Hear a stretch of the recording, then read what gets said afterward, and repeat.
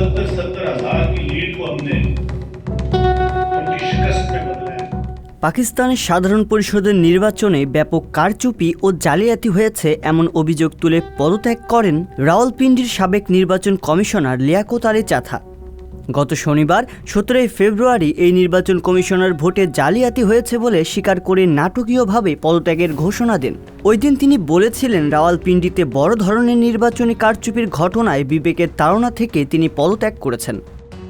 সংবাদ সম্মেলনে বিরল স্বীকারোক্তি দিয়ে নির্বাচন কমিশনার চাথার রাওয়ালপিন্ডি বিভাগের নির্বাচনে কারচুপির দায়ভার গ্রহণ করেন।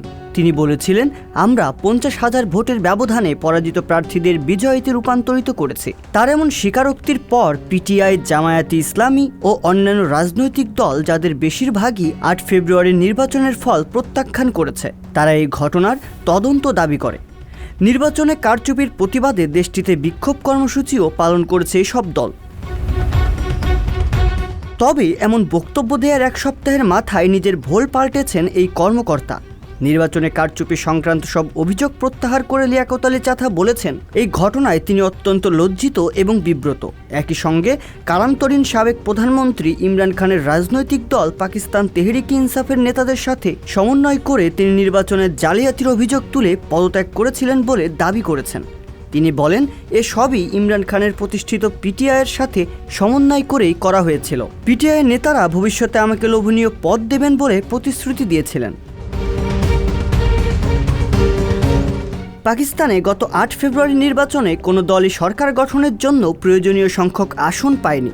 একক সংখ্যাগরিষ্ঠতা না থাকার কারণে জোট সরকার গঠনের জোর প্রয়াস চালাচ্ছে বড় দলগুলো। পাকিস্তানে কেন্দ্রীয় সরকার গঠনে ঐক্যমত্যে পৌঁছেছে পাকিস্তানের সাবেক প্রধানমন্ত্রী নওয়াজ শরীফের পাকিস্তান মুসলিম লীগ নওয়াজ ও বিলাওয়াল ভুট্টো জারদারির পাকিস্তান পিপলস পার্টি।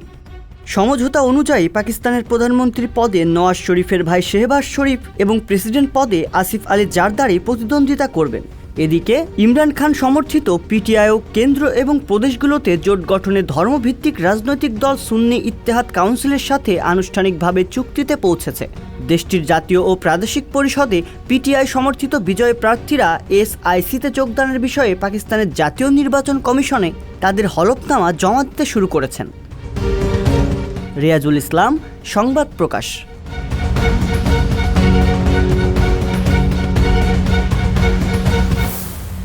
সংবাদ, ফিচার ও অনুষ্ঠানের জন্য ভিজিট করুন সংবাদ প্রকাশের ওয়েবসাইট এবং যুক্ত থাকুন ফেসবুক পেজ ও ইউটিউব চ্যানেলের সঙ্গে।